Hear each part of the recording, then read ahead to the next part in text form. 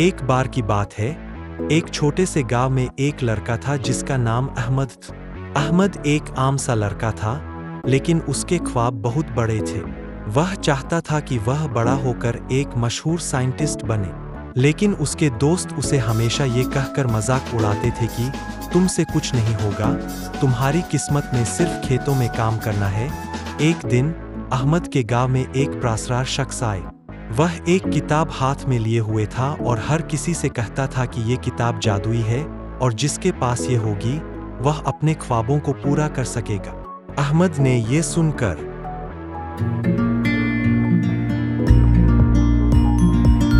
अपने तमाम पैसे जमा किए और वो किताब खरीद ली। किताब खोलने पर अहमद ने देखा कि इसमें एक अजीब सी जुबान में लिखा हुआ था, लेकिन किताब के शुरू में एक पैगाम था। अगर तुम्हारे दिल में सच्ची लगन है तो ये किताब तुम्हें कामयाबी की राह दिखाएगी। अहमद ने किताब को संभाल लिया और हर रोज इसे पढ़ने की कोशिश करता रहा।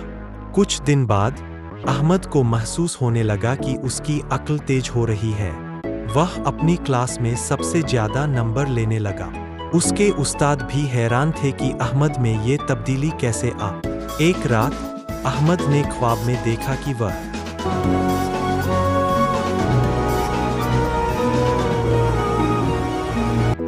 एक बड़ी तजुर्बागाह में काम कर रहा है और एक अहम तजुर्बा कामयाबी से मुकम्मल कर रहा है। जब वह बेदार हुआ तो उसने सोचा कि ये सब किताब की बदौलत है।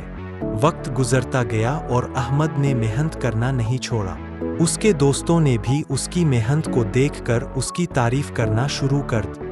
अहमद ने अपनी तमाम मेहनत और लगन से अपने ख्वाब को हकीकत में बदल दिया। जब अहमद ने अपनी तालीम मुकम्मल की और एक मशहूर साइंटिस्ट बन गया तो उसने अपने गांव वापस आकर बच्चों को पढ़ाना शुरू किया। वह उन्हें अपनी कहानी सुनाता और कहता, मेहनत